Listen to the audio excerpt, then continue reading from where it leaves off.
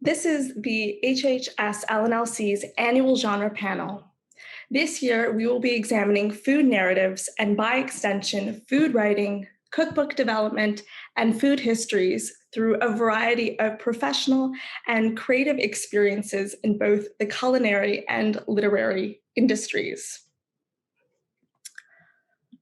Before we begin, I would like to acknowledge that the sacred land on which we gather, and which the University of Toronto and the Hart House operates, is part of Treaty 13 and William Treaty's land and territory of the Mississaugas of the Credit River.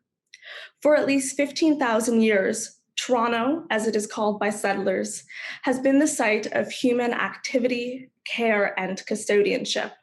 It is the traditional land of the Huron-Wendat, Haudenosaunee, Ojibwe Chippewa, and most recently, the Mississaugas of the Credit River. Today, this meeting place is still home to First Nations, Inuit, and Métis people from across Turtle Island, and we are grateful to have the opportunity to live and write on this land. The HHS LNLC echoes the 84th call to action by the Truth and Reconciliation Commission report, which asked the Canadian Council for the Arts to establish as a funding priority a strategy for Indigenous and non-Indigenous artists to undertake collaborative projects and produce works that contribute to the reconciliation process. We ask all audience members, as well as ourselves, to think about how art will contribute to the process of reconciliation. In the context of food narratives, we also think it is important for us as settlers to recognize that Indigenous people were forcibly separated from their land and their cultures through Canadian institutions, which prohibited cultural practices like cooking traditional meals.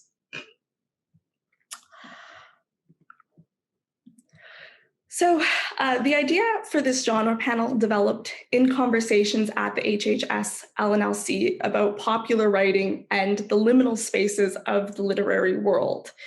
It occurred to us that food writing and food narratives were often relegated to a separate status from canonical literary forms, and we were interested in tackling that misconception head-on to show the value and complexity of food narratives. This genre focus, in my opinion, comes at an apt time because many people were engaging with the culinary arts in new ways due to COVID-19.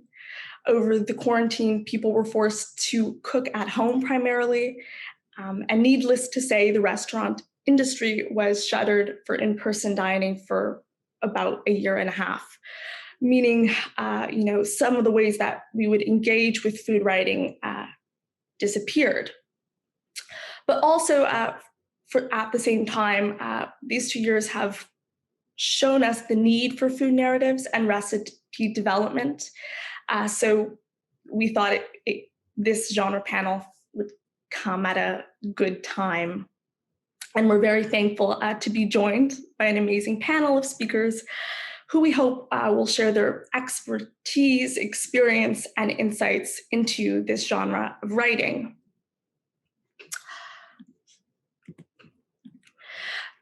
Aoife is a food stylist, photographer, and recipe developer on a creative mission to capture the beauty of flavor. Her years of experience as a nutritionist lends her to deep understanding of the emotional connection food evokes within each of us. What began as a simple food blog, Yanni's Kitchen, quickly turned into a more meaningful creative pursuit. She blends her understanding of visual storytelling, food styling, and photography to tell food stories and works not only to create images that inspire, but visually satiate. Anne is the Globe and Mail's national food reporter. She's also the award-winning author of the best-selling book Chop Suey Nation, The Legion Cafe, and Other Stories from Canada's Chinese Restaurants. Suzanne holds a Ph.D. in religious studies. After living in China, Indonesia, India, and Vietnam, she now lives and writes in Ottawa. Her writing, which has appeared in academic and literary journals, newspapers, magazines, and books, has a strong focus on women and war. Her new book, The Taste of Longing, Ethel Mulvany and Her Starving Prisoners of War Cookbook, is the 2021 Forward Indies Gold Medalist for biography and is shortlisted for the Ottawa Book Awards and Taste Canada Award for Culinary Narratives. And lastly, Trevor has made a life and career surrounded by the sights and sounds of food and drink. He's a lover of the story and inspired with each bite and sip around him, and he believes we're all connected through our dining experiences. In 2018, Trevor shed his corporate job to fulfill his entrepreneurial dream of creating unique experiences. His agency, High Bell Group, curates uniquely immersive culinary events that push the boundary of innovation. And Trevor just released his inaugural cookbook, Double Happiness. So thank you, everybody, for joining me today for this genre panel. I wanted to start with a general question. Our event is titled Food Narratives. So I'd like to begin our conversation by asking the panel, in your opinion, what is a food narrative? I'll begin with you, Anne, and then we'll move around the panel. Great. I mean, it's a bit of a tricky question for me to answer, at least, because I think that food in so many cases kind of tells its own story. You can take literally anything, this glass of water, and I could probably learn or tell a very interesting story about it. It's just about kind of extracting that story. It's about learning, where it comes from, who made it, who put it there, who are the people kind of behind this glass of water. What are the environmental ramifications? What are the business ramifications? Like, I could go on forever. Really, I think it's in the craft of telling the story that it becomes a narrative. But this is all a very long way to say that I think food is just this amazing vehicle for storytelling. It's the reason why I fought to become a food reporter at the Globe. It's just this it seems like countless ways to tell stories about food and to do it in ways that people care about, because food is something that everybody interacts with every single day. There's this immediacy to it, there's an intimacy to it. People understand on a really kind of visceral level what it is we're talking about. And so that is I don't know whether or not that's a sufficient answer, but that's what I'm giving you. No, that's wonderful. How about you, Trevor? What is a food narrative? I'm not going to sway too far from how Anne started with her answer. I think, personally for me, if I talk about my journey in writing my book, food narrative for me today is not what it was when I first signed my book deal 3.5 years ago. I was in a different time of my life, and I think the world around us was very different. Today, food narrative for me, the process of writing a book actually taught me a lot about myself, my family, and the role of the Chinese in this country that I actually didn't know as much as I should have known. That actually led me to many of the shifts that we all had to make during the pandemic. One of the shifts I made during the pandemic was, first of all, adapting to what it would be like to launch a book in the middle of the pandemic, as opposed to what I envisioned seeing it in the store. So that was the first one. But the second one was with my sister starting our new agency, Quell, which is really here to disrupt what we call as the face of hospitality and food in this country, and how we are looking at diversity, equity, inclusion when it comes to the chain of food, everything from how we make it, who grows it, to how it ends up on your plate. And so, we're focusing on things on food sovereignty and decolonizing the food systems now, which is, you spoke a little bit about it in the land acknowledgement, about how our institution did not allow our Indigenous peoples, and in that case, many other immigrants come to this country to cook and eat the way we're used to cooking and eating. So today, my narrative is different from when it was when I first wrote the book. So I think it evolves with us, and it evolves with the systems around us. Thank you. Suzanne, what is a food narrative to you? Oh, I'm just going to say ditto to everything that's been said, you know. Maybe I'll just be really simple. It's a story that takes food as a central character, and through that central character explores all the diversity, history, character, place, people. And you can do all of that through food because, as Anne said, we all have a relationship with food. It might not be happy, but we do have a relationship with it. So I think that's it. It's a narrative that takes food as a central character. And Evie.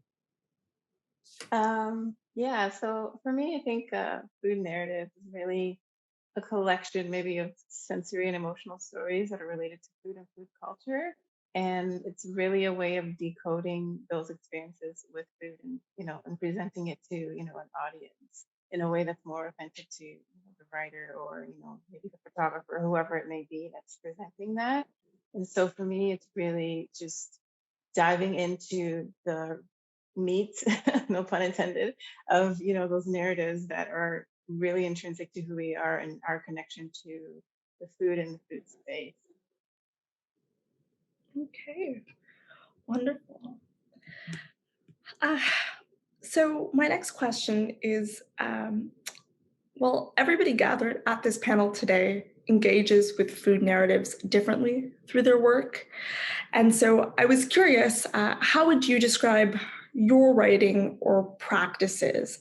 How does the idea of a food narrative factor into your own work? I think I'll begin this time with Suzanne.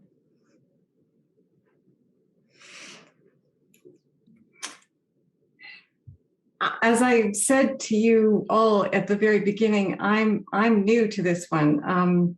I came to start thinking about food actually quite a while ago, but those essays I have not yet published. But well, maybe I'll begin there, because what made me first write in unpublished, hopefully in the future published papers, was the work of Mary Pratt, the Canadian artist, who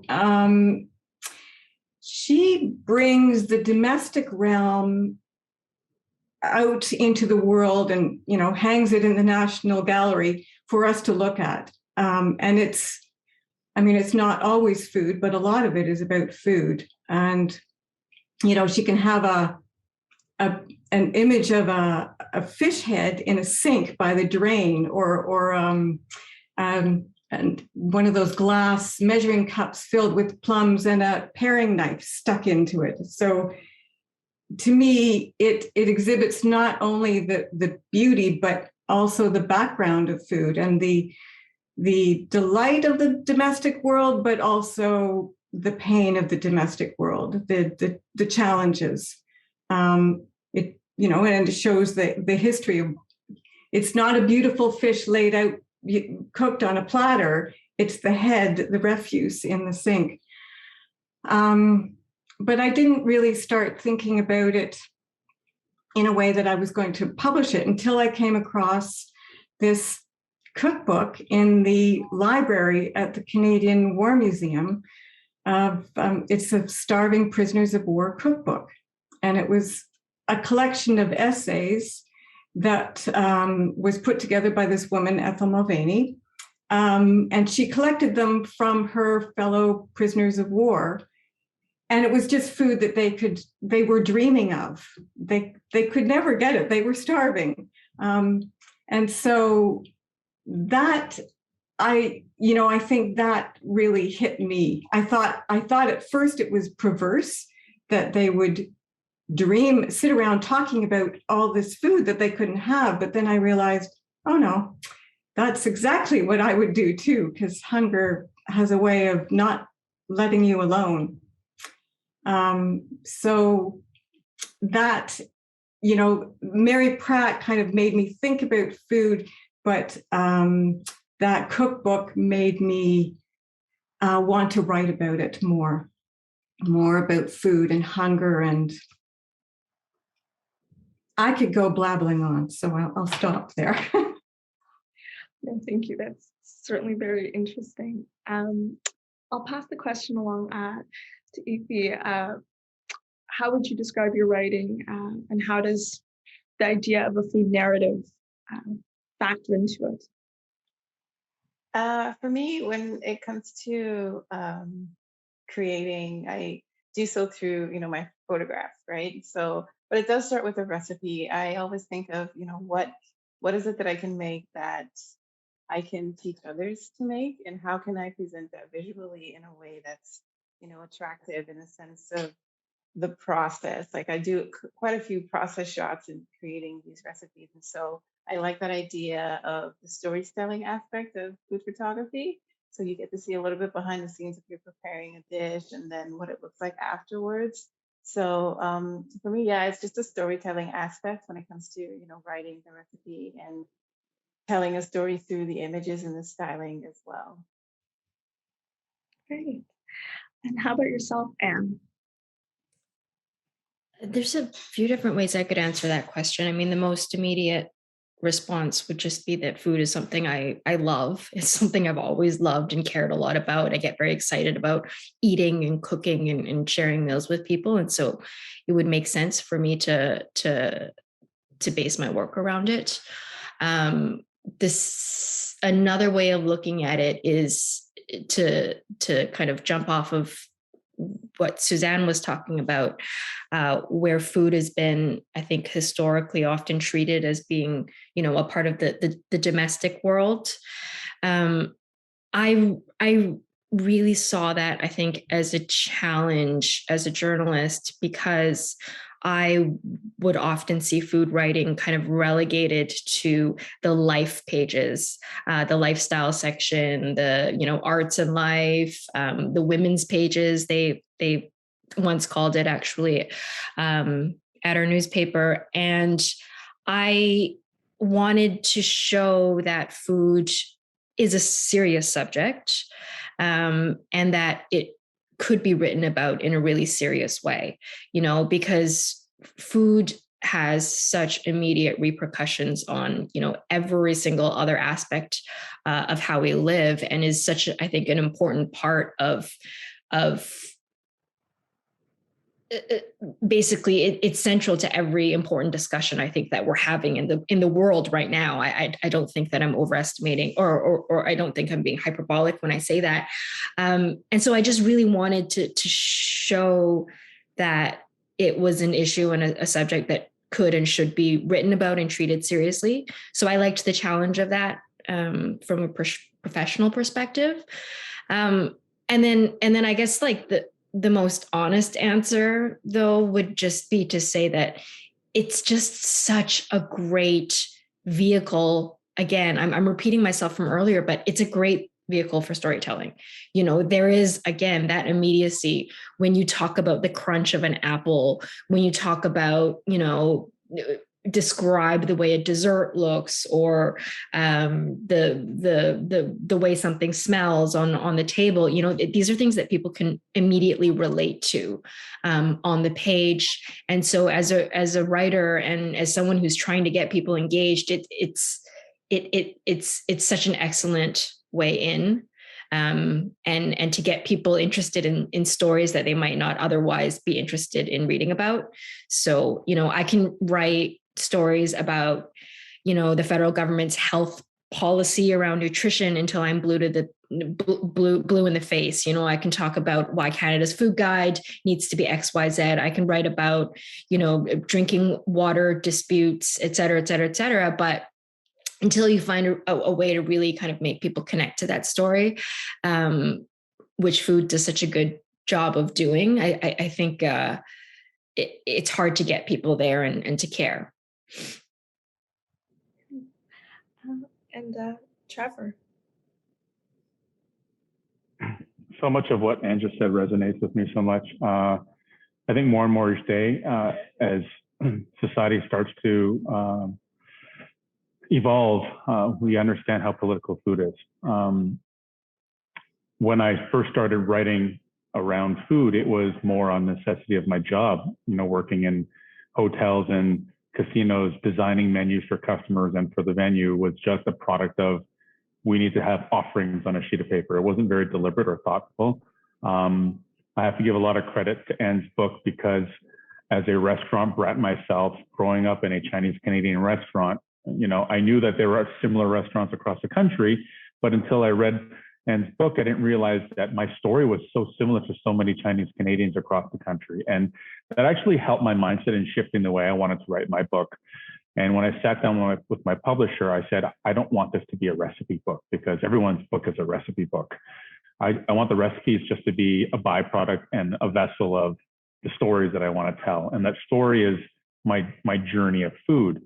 And as I progress through writing that book and right through the pandemic, now the work we do around writing around food, and I might want to take a step back, and it's really important to say that I think that those that have the power and have a position of writing about food, we have a very huge obligation in terms of covering things that other people might not get to read on a daily basis, which is how political food is. And Anne made a really good point about the food guide. A lot of people don't know this, but one of our biggest clients is actually Health Canada.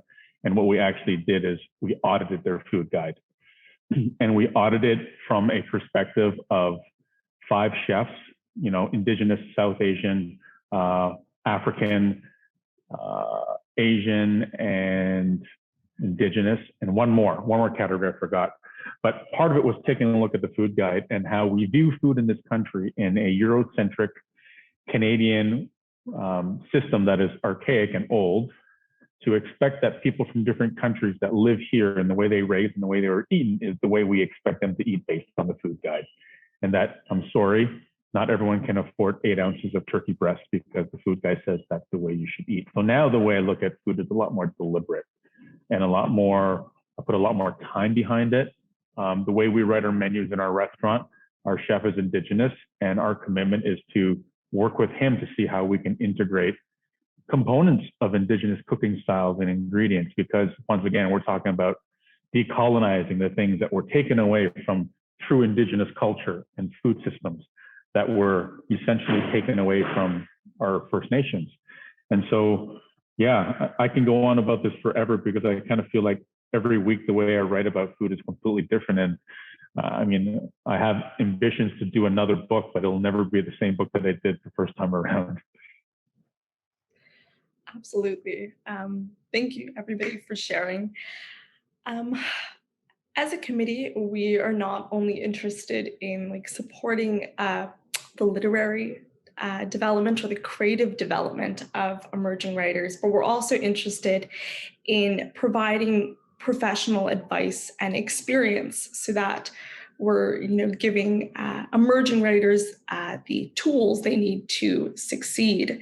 And so the next question is, what do you feel is your place in the larger industry, both culinary and literary? And for this one, I'll start with Aoife.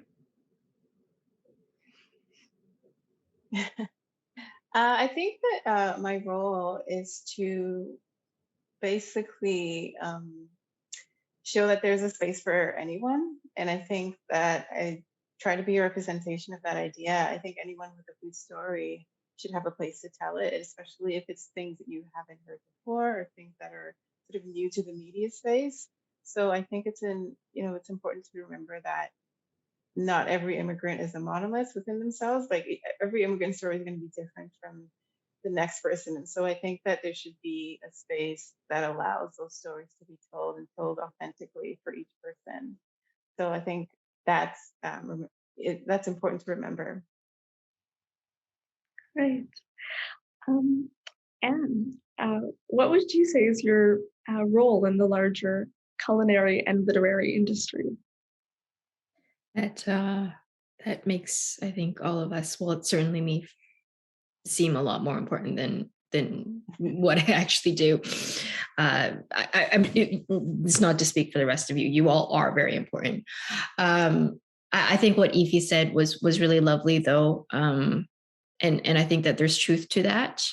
I think sounds maybe easy to outsiders to say, yeah, I'm trying to provide representation. I'm trying to show, that XYZ person can do this job. But it really is work. You have to work at it, because I think, and I suspect, Aoife, you may have this in common with me. It's not natural for me to talk about myself. It's not natural for me to say, hey, look at me. And I think that's the case for a lot of us, but we have to remind ourselves to kind of push down that voice inside of us that tells us that our stories are not important, that our stories, don't deserve to be shared, that our stories are not the stories. We have to quiet that voice and really kind of work at reminding ourselves why it's important to share our stories. Trevor. It's funny because I just listened to what Aoife and Anne just said, and I came off a panel yesterday about the importance. I first have to do and Anne, I think you don't give yourself enough credit, because I can tell you the body of work that you created has created these little sub-networks of discussions among other Chinese people in our community who are restaurant kids who didn't have a story to share before. And we talk about your book when we sit down and have dinner about these similar stories. So I want to let you know that it's a product of what we're of a level of, as immigrants, imposter syndrome.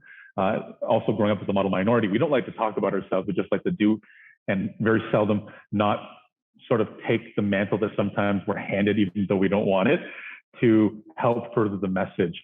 And what I want to reiterate is, we've said this in the panel yesterday, is not only do we have an obligation to sort of make space for these conversations for those that haven't had the opportunity to speak, but we also have to impress upon people that not only do we have to make space, but we have to center these voices. And I think that's the next great battle.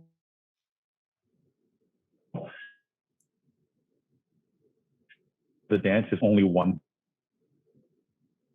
We have to be asked to dance. And so, like many of us, we're also kind of like just thrown into a position to say, hey, now you're written a book, people want to talk about it. And like, I don't really want to talk about it. I just want to sell the book. But all of a sudden we have a lot to talk about. So what's next is, let's use the little influence that we have, hopefully, to help center some of the voices that have not had the same opportunities. Yeah, well, I'll say on our behalf, we love to talk about all of your books. And lastly, Suzanne, what would you say is your role in the larger industry? I'm in a really different place from the professionals that are on this panel. I'm a historian. So I feel my job, my passion, is to uncover the lesser known stories of history. So I plucked out this woman from Manitoulin Island to look at her story. I really like this topic, I have to say. You guys, you're very clever to have gotten onto it in your youthful years. But I would like to write more about the history of food in Canada. So that will just give background for your present day work. That's my part. Wonderful. So the next question is twofold. And I think some of you have already touched upon the first question, but it's what drew you towards this profession, and what was the path that brought you to sort of the present junction in your work? So what initially drew you to the work, and how did you get to this place where you are now? I'll start this time with Trevor. Well, I'm a restaurant brat, so I grew up running around the kitchen and in the dining room and packing Chinese takeout and trying to figure out why I thought banquet burgers were Chinese food, and I quickly realized in my teenage years it actually wasn't, and that it was a gateway to Chinese food. I tried to escape food because as a child of immigrant parents, they didn't want you to follow in their footsteps, but I eventually came back to it and started in the hotel business.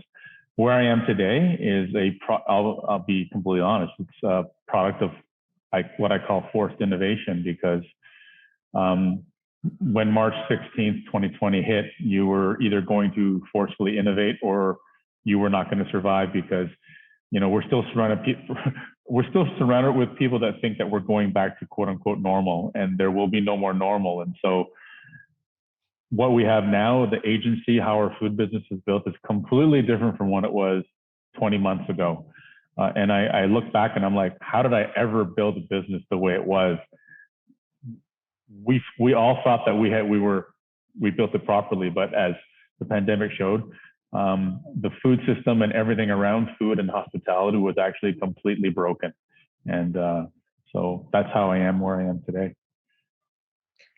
Well, thank you for sharing. Anne, would you like to go next? Sure. So I come from a journalism background, and I still consider myself a journalist first. So I have been at the Globe and Mail for over a decade now, and I come from a very kind of traditional news reporting background.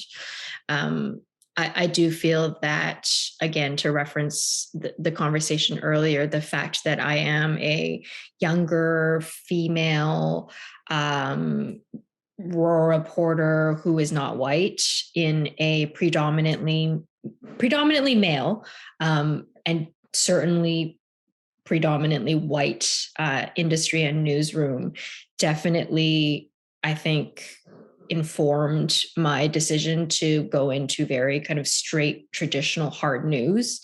Initially, I think that I certainly felt like I had something to prove and to show that, I could do things the serious way, And so I did that for most of, not the most, but for the first quite a few years.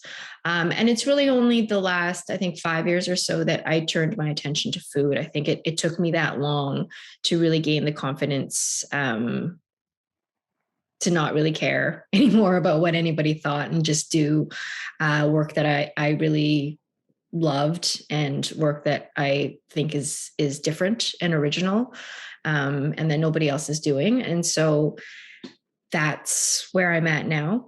How long I'll be doing it, I don't know, but I'm enjoying it for now. Great, thank you. Ify. So for me, I think I said it earlier that I have a food and nutrition background. I actually have a degree in food and nutrition. And it was just funny to hear, I think Trevor mentioned the food guide because I remember the old food guide. And a lot of what we learned was based on that. And it was just like, wow, a lot of these foods, there's so much missing. It felt like back in the day, it was just like, there's so much missing in this food guide because how we ate as Nigerians at home, like we don't see anything that's related to the way we ate. So I really love food. And so what I did was after university, I kind of got bored, to be honest with you. And I started a blog doing restaurant reviews because I love to eat out and all that. So it started with a blog, and then I sort of fell in love with just writing and learning how to make new recipes on my own. So that's how the recipe development sort of started. And the food photography came with that as well. And so that's where I'm at right now. So we'll see how far that takes me. And Suzanne. I didn't start out with a love of food. I did not like eating at all. I was force-fed as a kid, and that just turned me right off. So it wasn't until I left home and I could eat what I wanted, when I wanted, that I started to think, oh, this is good. I like this. So I will eat peanut butter on brown bread for 5 days in a row if I want to. It's okay. I can do that. But to where I am now, again, it came with that Starving Prisoners of War cookbook. And I was just blown away by this collection. And then, I love to do research, so I kept going at it. And I realized that there were prisoners in concentration camps and POW camps all over the world, certainly in the Second World War and in the First World War and in many other situations where people are dreaming about food that they can't have. Sometimes they just talk about it, sometimes they write it down, and sometimes they publish those recipes. So it's been a journey that began with that book. Wonderful. Thank you to everybody for sharing. And I love to be able to see how the creative and the professional sort of desires in your life sort of brought you to this moment. So as a more technical question, how do you begin your writing or storytelling process? Like, is there a sort of point zero in the process? Who did I begin with last time? I'll start with Anne. Oh gosh. So I typically do about 5 times more interviews than I need to. And then I find a lot of things in the house that need to be straightened up. And, I cook breakfast and lunch and dinner and do all kinds of things that I wouldn't otherwise do. And then I beat myself up for a long time. And then I just start writing. Basically, I'm no model to follow. I don't know a single writer who likes writing. It's work. I mean, it's not, it's not like manual labor. I totally accept that there are much worse jobs. It's just that it's still work. And I do it very inefficiently. But at the end of the day, you just have to do it. You just have to, for me, it's putting in my headphones and listening to really terrible focus music. And then just you start writing, and a lot of it will be awful, and you just have to accept that. But eventually you'll get somewhere good, and then you just keep all the good stuff and get rid of all the awful stuff. That's really great. It's wonderful that you could share that, because I think emerging writers often don't realize that writing isn't just an instantaneous, easy process. And it's probably a good sign if it's hard. Suzanne, would you like to go next? Once again, I just have to say ditto. And there's a lot that gets done around the house when I'm beginning a project and I don't know where I'm going. And there's generally not a spark. It's more like a slow burn and a slow generation of questions. So, I end up exploring in all kinds of areas that do not ever make it into the finished project. And it's actually quite embarrassing to read some of the early drafts of whatever I've been working on. But anyway, it's a slow, painful process. And I think what helps me is telling myself, okay, I just have to solve this little piece today, that this is the piece of the puzzle for today, and I don't have to worry about that. And I don't even have to make it fit into yesterday's puzzle piece, because they can be separated, and eventually they'll either get thrown out or joined up. So that actually really does help me. That's all. Evie. So for me, when I'm starting to write a recipe, 'cause I guess I'm very specific to recipe and the photography, it always starts with, okay, what do I want to make today, and how can I teach others to make it too? So it has to be simplified. And so there's a lot of like writing down things. There's a lot of cooking and writing, cooking and typing. And then in that process too, there's also capturing the images for sort of the process shots, and then, the finished products, and then it goes to editing. And so there's just a lot of technical trial and error, and it might have to be like a reshoot as well. So there's a lot that goes into the recipe development. And I think sometimes it's also about what recipe or what ingredient do I have on hand.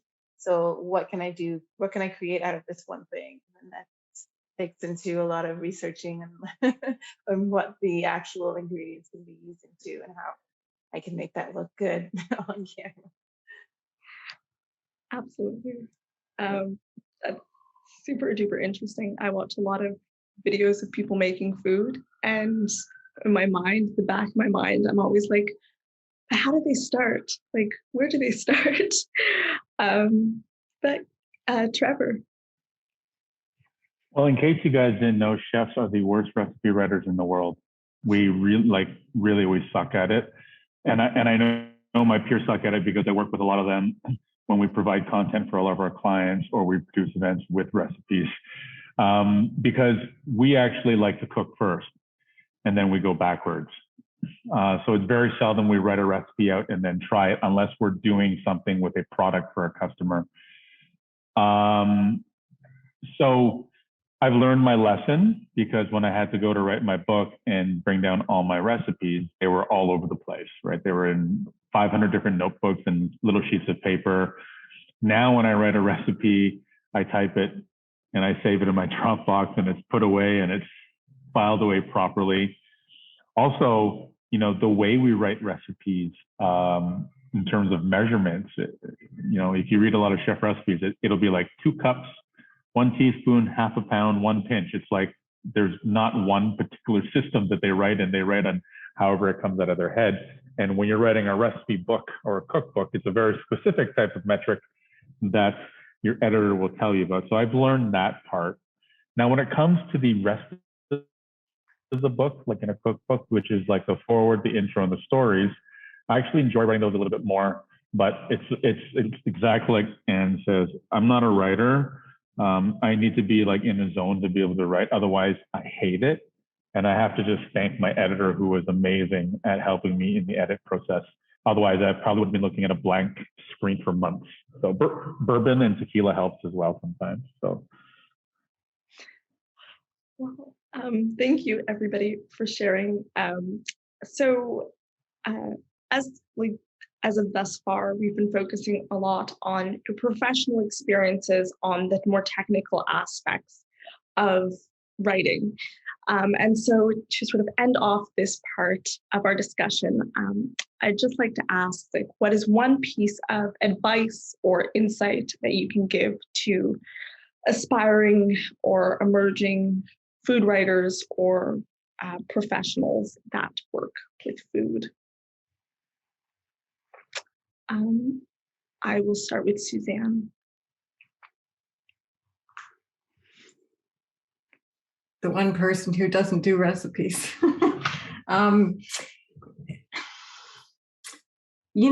Like any other writing, you go for your passion. That's because you need it in order to carry you through. And from that, you go to the details, because the details are the things that can capture the passion. And I think just what I said before, just trying to solve problems in bite-sized pieces really works for me. So that's my advice. Wonderful, great. Evie. Oh, advice. Wow. I think for me, I would just say to don't be afraid to be who you are, and don't be afraid to share your own stories. your culture, you know, your food, and always be willing to be open to opportunities that come your way as well. I think it's important to, you never know what's, you know, waiting around the corner for you and what sort of opportunities can land you into something that you didn't even imagine that could possibly happen in, you know, in the industry. So yeah, just staying true to yourself and always trying to focus on what you can bring to the space and what you can teach others as well. Great. Trevor? I mean, I can only speak from personal lived experience. I think if you want to be really passionate in writing something that resonates, it can't be financially driven. I mean, people really need to understand that the publishing world is a different world than we think when we see, you know, Michelle Obama getting a $10 million advance. That's to us normal people, that's never going to exist. And so you need to understand that, number one, from a financial perspective, it can be a large burden and a lot of pressure. And adding that to getting a book finished is also a big pressure. But, you know, if you're really passionate about what you're writing about and you want to share your story, and that's what it became for me. It's like, as I started writing it, I knew that this was going to be a legacy project for me, that I'm going to get to share my family name and my family recipes with the rest of the world. And at that point, it didn't matter if I was going to sell 100 copies or 10,000 copies. I knew that there was going to be something there in the universe that represented my family. And that was important enough for me. Thank you. And Anne? Just be good at it. You know, there are so many others who want to write about food and who want to work with food, and there's no shortage of, you know, people with cell phone cameras and blogs and Instagram accounts who can do things with food. But if you have integrity, you know, if you're someone who readers feel that they can trust, if you're bringing, you know, genuine skills and craftsmanship and just real genuine passion to the work that you do, then great, because it's really important work and these are important stories that need to be told. You know, I have said this many times before, but food is so important. And so I just want everybody who does this work to take it seriously and be as good as they can. And I am saying this for my own ears too, because I need to be reminded of it. And just in terms of like specifically the writing piece, reading. There's no better way to get better at writing, to be a better writer, than to read widely, to read well. Good writing, being exposed to good writing makes you a good writer. That's not true, but there's some truth in that. Okay, well, thank you to all. We will resume the next part in a couple minutes.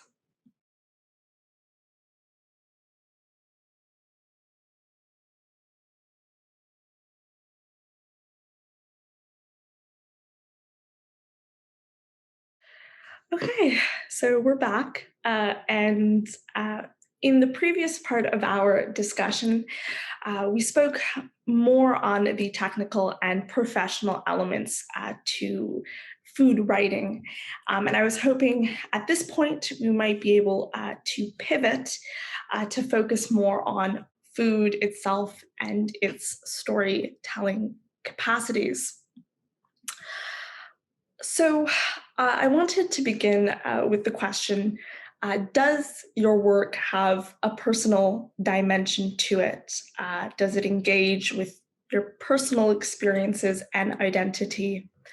And if so, which I imagine from the previous conversation it does, and if so, in what ways? I'll begin the discussion with Ify.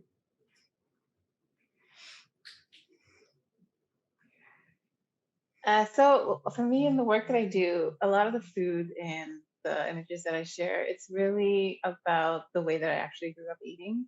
So it's really a marriage between Nigerian food and North American Canadian food and how we ate at home. So some of the recipes that I come up with are things that I have had in the past and things that I'm trying to learn how to make. So I'm always asking my parents about different recipes that I can, learn how to make and also share with my audience as well.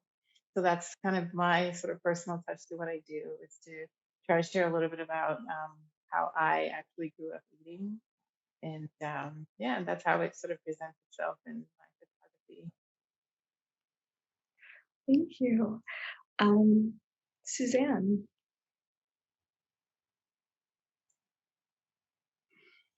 I think it's very brave to put yourself out there like you guys have all done. And I haven't done that, but in anything that I've published, but I'm working on it. And I think, I will get there. I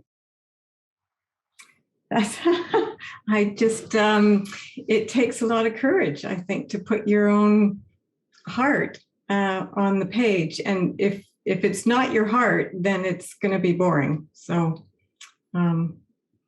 I take courage from you guys. Certainly, I would certainly agree, and I imagine many emerging writers who are watching are probably thinking the same thing, because writing is an exercise in vulnerability in a lot of ways. Anne, would you like to speak to the question?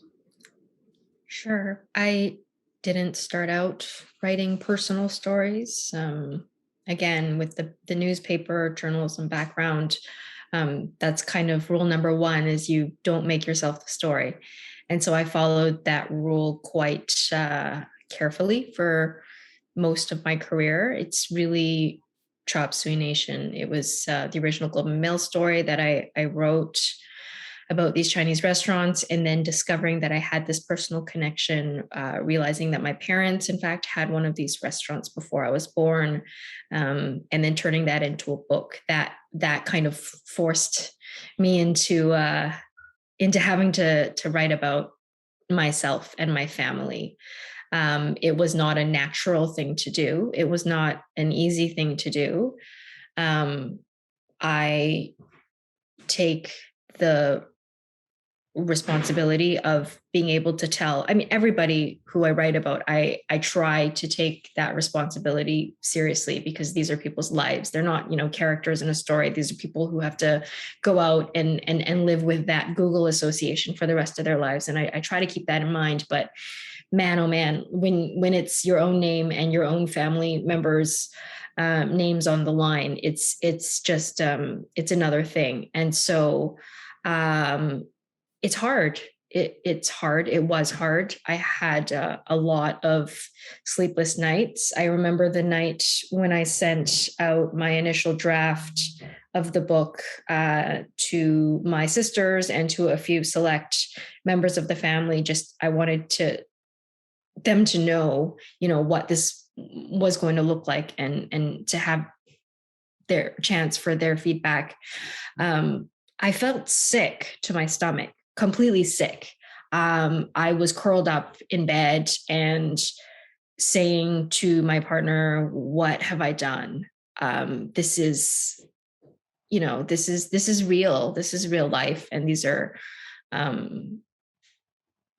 stories." And so I've lost track of where I'm going with this, except to say that it's hard work, and meant to be taken seriously and treated with the utmost care. Thank you very much for sharing. And Trevor.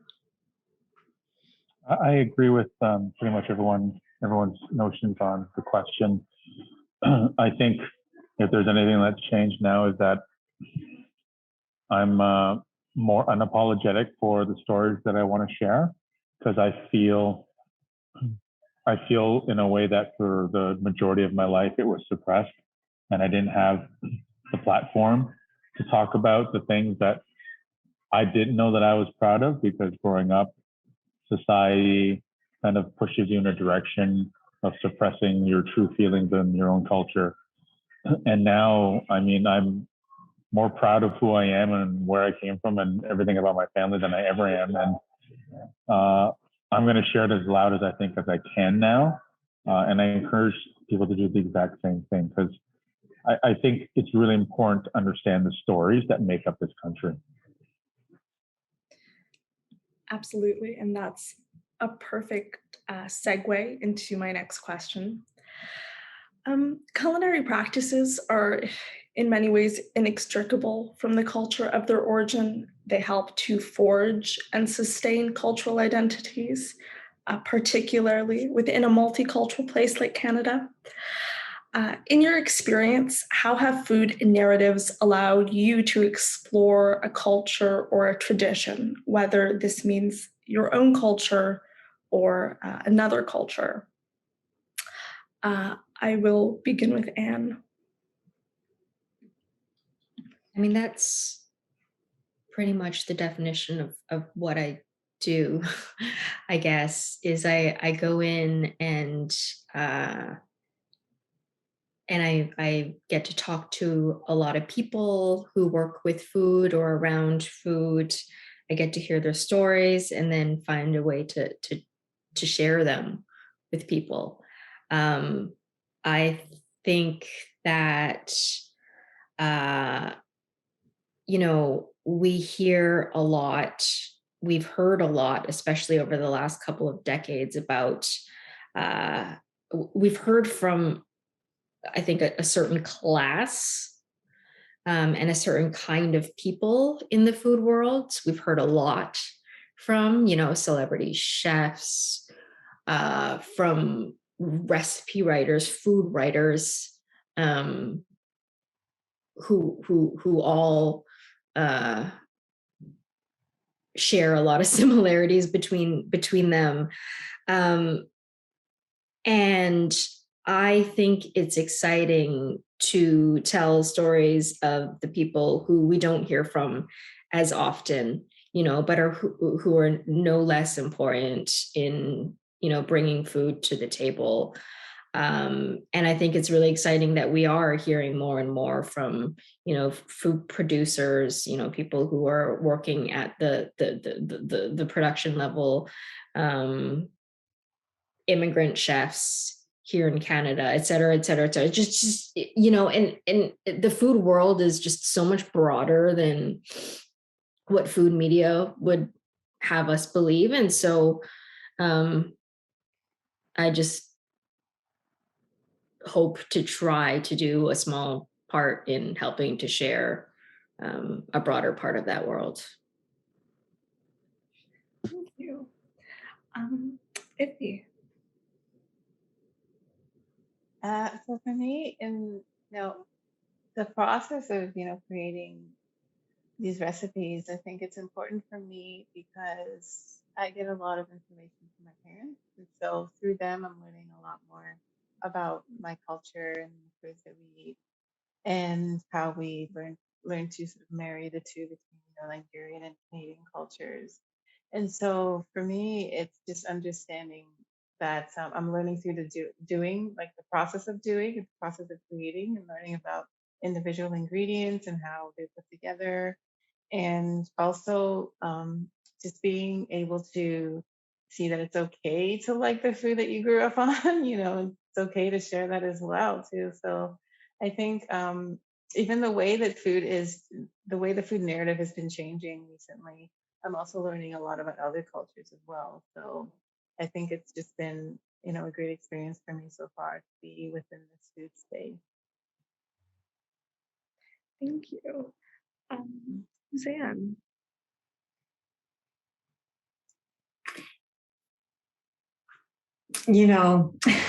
As the old one on this panel, I can tell you in some ways the world is getting better. When you think of the opportunities to eat from different cultures that were available, certainly in Ottawa and in Toronto in the early days. It was just nothing. So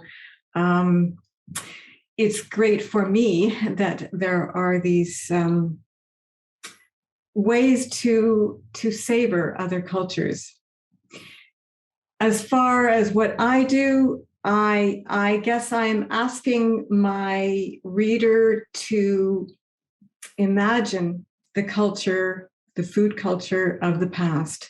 And in my book, I did start every chapter with a recipe just to give people an idea of what people were dreaming of. And it's not just what they were, it's not what they were eating, it's what they were dreaming of. So it's different for me. It's the cultures of history that I am presenting. Great. And Trevor.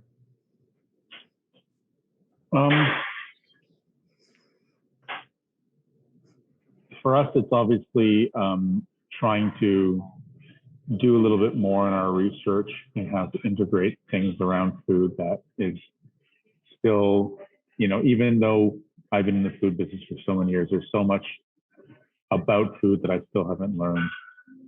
I go back to the topic of, when I hired Chef Chris, who's an Indigenous chef 4 months ago, I learned more about Indigenous techniques and ingredients and cuisine in the 4 months I've known him than I have learned or did not or was not taught in all my years of basic schooling and being in the industry. Because like we talked about in the beginning, a lot of that culture was suppressed or erased from history.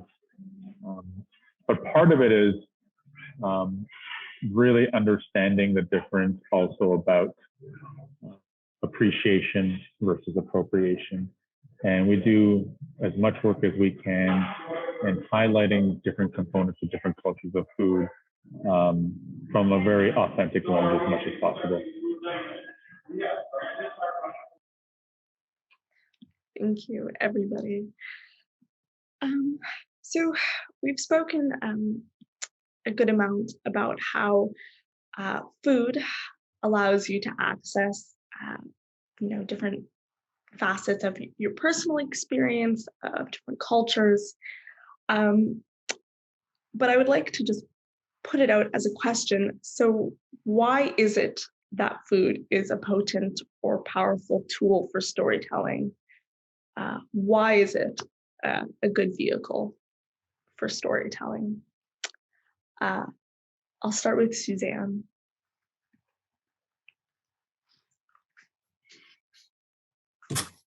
Well, we all have a relationship with it. So, that's a starting point. I was actually surprised. I published my book in the middle of the pandemic as well. So that meant there was no book readings or anything like that. So I tried something a little different. I hosted imaginary feasts and just put out the word that anybody could come and tell their stories of a meaningful meal or dish. And I thought, nobody's going to sign up for this, it's either boring for them or it's too close to too personal. Anyway, I was totally wrong. There were all kinds of people from all over the world who signed up for these things to just tell their stories over Zoom. And they were not all happy stories. There were some very sad stories, but they're all deeply meaningful to these people. And I don't know, maybe over Zoom, like when you meet a stranger on a bus, you tell your life story because you're going to be leaving at parting ways at the end of the ride. So maybe that's what happens in Zoom sometimes. But people poured their heart out about meals, about a particular food. So I think it just, it goes from the heart to the belly and back up again. Thank you. Trevor. Sorry, Emily, can I get you to repeat the question for me? I just want to catch that first part. So we've spoken about how food is a potent tool for storytelling, and I'm curious about why it is a potent tool for storytelling. Well, food is such a sensory component of our world. It touches almost every sense. You have obviously smell and sight and taste, the sounds of chopping and cooking. If you roll it all up together, for me, it is the consummate sort of moment that takes you back to a lot of memories that get triggered when you don't even know it gets triggered. And so for me, it's like, I think all of us has that one or two dishes that reminds us of our childhood. Whenever I smell or see the sight of congee, it reminds me of Sunday mornings at home. And I think the same can be said in many cultures. And so it has an enormous sense of emotion and sense to every human being that we actually, I believe, take for granted. But everything we do is around food. Death, birth, weddings, everything. So. Thank you. Anne. Yeah, everything Trevor just said. There's a lot said about kind of how information is becoming increasingly siloed, how we're all just living in each of our own little bubbles now in this digital world where we're each subscribing to our own feeds and our own version of the news and our own version of reality. But in that world, we all still understand what an orange is. We all know what bread, a crusty baguette feels like in our mouth. We may have different interpretations or different opinions or thoughts on it, but we know what it is. It's something that we can all agree with on a very fundamental level. And so with that kind of, it becomes this really kind of excellent place to start, especially if it becomes a vehicle to tell kind of more complicated or complicated or potentially contentious stories. So there's that piece, and then also selfishly as a storyteller or as a journalist. They often say, I don't know if this comes from the police world or the world of therapy, but they often say if you really want to get someone talking, you sit next to them in a car. You go for a long road trip with them. And the reason being is, you're both facing the same direction. There's maybe this level of ease and comfort in talking that you might not necessarily have face to face. And I really do think that the same can be said for talking about food. If you are looking to break the ice with someone, if you're looking to find something to make small talk with, something that, people are going to want to engage with, and they're going to understand and have thoughts on, but that is maybe there's some safety to it. It's a little bit arm's length. Food is a great place to start. My dad, who I wrote my book about, not the most easy interview subject, not someone who was one to talk about himself, rarely spoke more than a sentence at a time. But if we were cooking together in the kitchen, or, talking about our favorite dishes, all of a sudden that gets people talking. So it's just this great platform, great kind of vehicle. I'll say it again. Thank you. And Ivy. So I think food is something that is so intrinsically connected to our survival as humans. Obviously, we all need to eat. And I think it's very easy to be relatable when it comes to talking about food. People can relate to it so well because we all have our own sort of food stories. We all have our own cultural food connections, and also generationally, we have different foods that we've grown up with. And one thing that comes to mind is like, I'm thinking about high school and Dunkaroos. I don't know if you remember Dunkaroos. And it's just like these little things you can have that sort of connection to with somebody else in a conversation. So I think that's why it's food is such a potent storyteller, tool for storytelling. Thank you. So I'd like to ask a question related to your engagement and relationship to food. I have this like ongoing joke with my mother where like she'll wake up and the first thing she'll say to me is, okay, so what are we making for dinner? And I think in a lot of ways, our whole lives are structured around food and eating. But I'm curious about how, when you engage with food at such an intimate level in your like professional job, how does that change your relationship, your everyday relationship to food? Do you look at it in any, different way?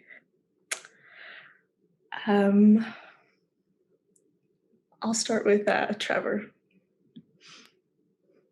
It might be different for me than everyone else because I'm in the actual food space all day. I'm actually looking out and seeing my guys catering for 50 people right now. So for me, I'm in the food space and the production of food every day. I like, and I don't know if people actually know this, but if you talk to people in the food space or chefs, they love it when anyone cooks for them. And it doesn't matter what you cook for us.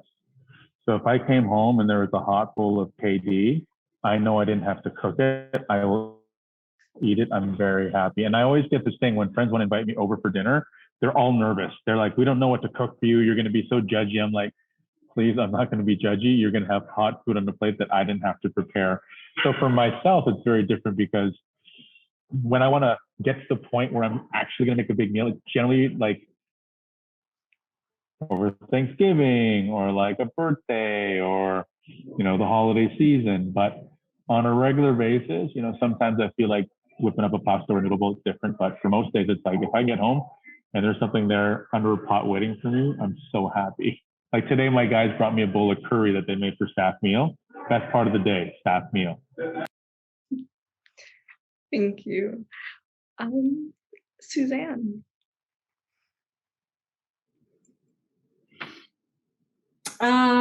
So I think I have done a lot of the cooking for my family when my children were young, and when I could pawn off the job on them, it was good. And certainly my husband is pretty good in the kitchen, just not there so often. So I totally understand what you're saying, Trevor, and that's not even from a professional point of view. Writing about food the way I have, I think people think that I am a better cook than I am, or more interested in cooking than I am. I do like to experiment at times. I found that the pandemic really dampened my ability to do some experimenting because I was only going shopping as little as possible initially. It also, the pandemic dovetailed in its effect on me with my writing about the prisoners of war, because I started to think even more about waste, about food waste. And so I look at my compost bin and I think seriously about it now in ways that I didn't before writing about the prisoners. And and even more seriously because of the pandemic. And, are those seeds actually edible? Could I do something with that? Or could I save them, dry them, do something? So I think that's how it's affected me. Thank you. Iffy.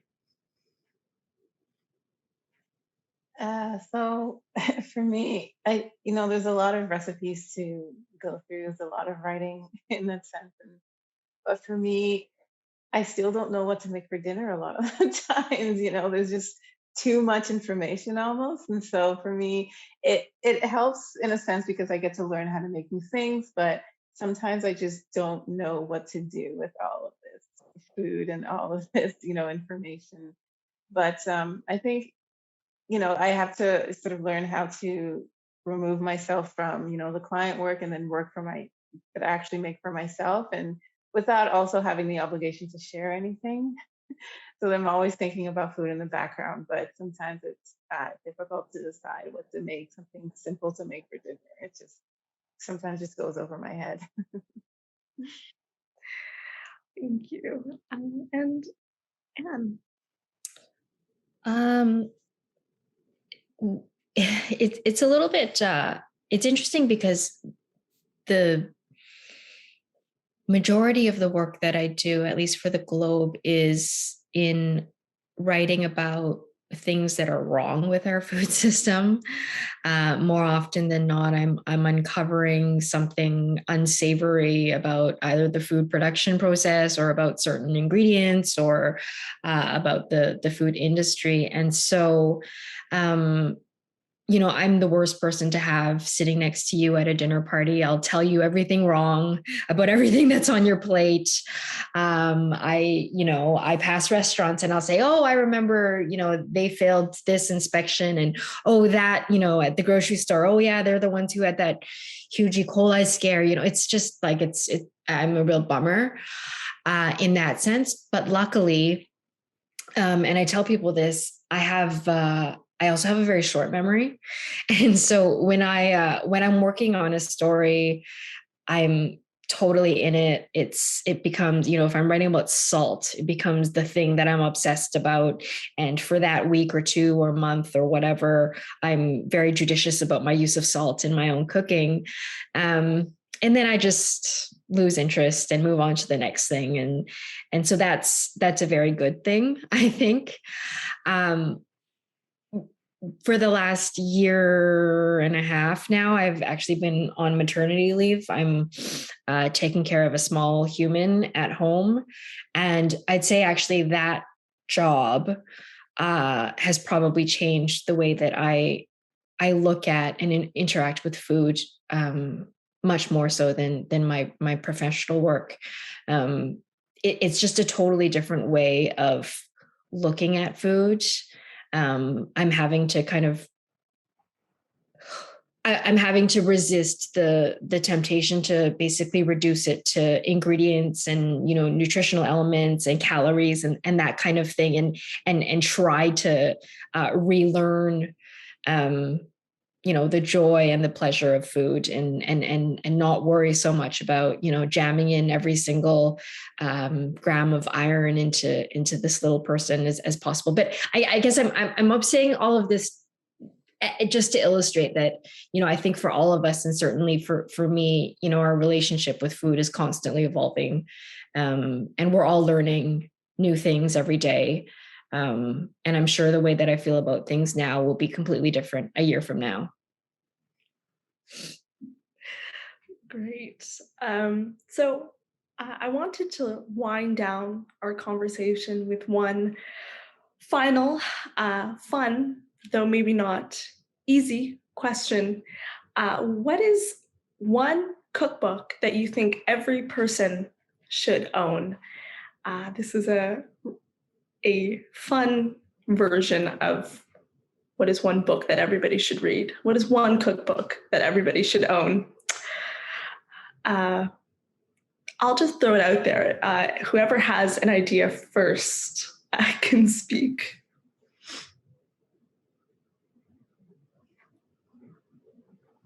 I'm not in front of my cookbook collection, so that's not fair. I see Anne looking over at hers right now. No. That is not fair. No, my cookbooks are actually downstairs. Okay, I thought you were in my looking at all kitchen. your titles. Mine are at my studio, so I don't know. That has changed for me so much over the last couple of years. It really, really has. And part of it is just part of my personal journey, you know. And I don't want to harp on this thing, but like I grew up being told that the Euro, French, German technique of everything was the only way. And then I started researching about how far Asian cooking techniques date back to, and I never gave my own culture its time. And so now, like, I go back and I'm like, you know, when I was 5 years old and I stood in the kitchen watching my grandfather move that 40-pound wok with his left hand, and he looked like Popeye. And to think about even today, I cannot replicate what he did because he would make that food dance, right? And it's funny because I don't want to say my own book, but I write about that in my book because I had to share the story that I never talked about for most of my life. And so there is a book out there that I really like. I really enjoy Roy Choi's book.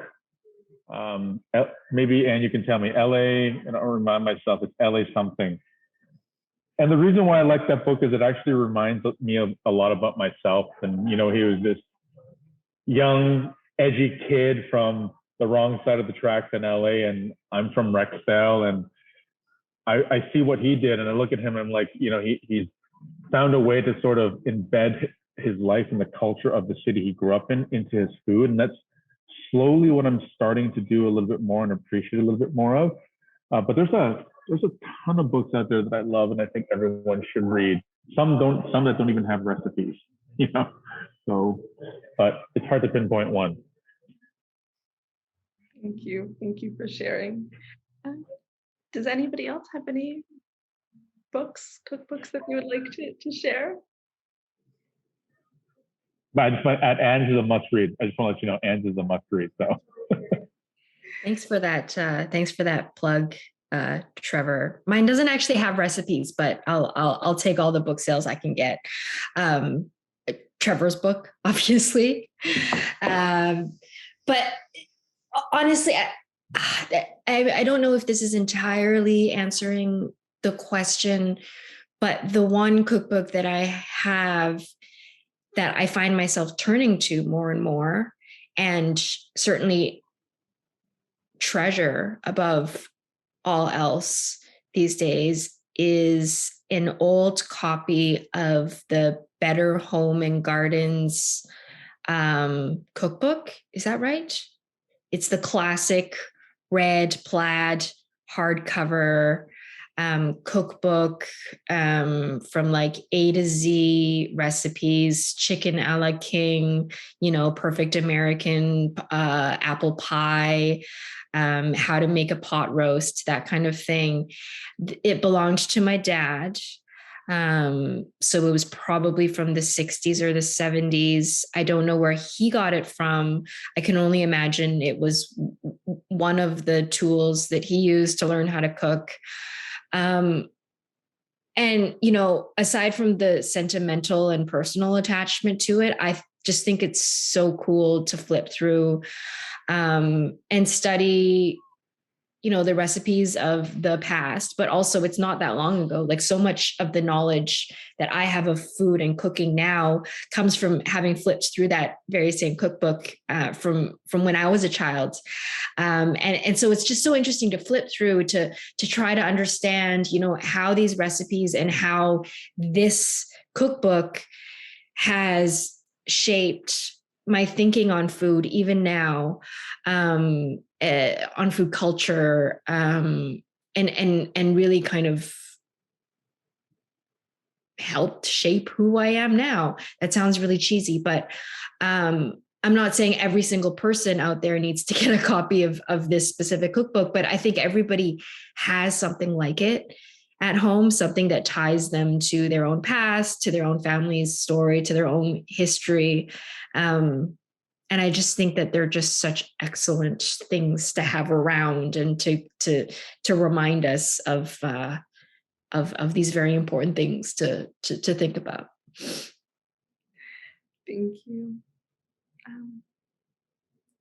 Either Suzanne or if you'd like to share, if you have an idea. Oh, well, it's not actually a cookbook. There's a booklet that my mom actually has, and it's just a bunch of different recipes that she's learning how to make over the years. So it's not technically traditional recipes like Nigerian recipes. A lot of those things that's just off the top of her head is not actually written down unless I do it for her. But the booklet that she has is just things that she learned how to make over time living in Canada, like buttermilk pancakes, for example. So that's always interesting to look through. I am going through a cookbook by Diella Canello. I don't know if you've heard of it, but it's Diella's Kitchen. So it's more like a plant-forward cookbook and also has a lot of vegetarian recipes in it as well, because I just love to eat fish. So I'm learning to work my way through that right now. So that's one to consider as well. And I'm interested in seeing all your cookbooks as well. There's just been so many being shared here. So I'm excited to look through all of that as well too. Thanks. I will say, it's, I am polyamorous when it comes to cookbooks, but there is one that I use quite a bit, and it's called Simply in Season. It was commissioned by the Mennonite Central Committee. They call it a world community cookbook, but it's more North American, I would say. And it's simple enough for me, and it has a variety of recipes, and there's a lot of narrative that goes along with it. And they are promoting eating in season, which I think is just, it's one of the easier and more delicious things that we can do. So that's fine. Well, thank you so much. Thank you for sharing your cookbooks. Thank you for sharing your knowledge and your insight with me and the wider audience today. I really enjoyed speaking with all of you, and I'm very thankful that we've had the opportunity to explore food narratives over this last hour and 15 minutes. So yeah, from the HHS LNLC, thank you very much.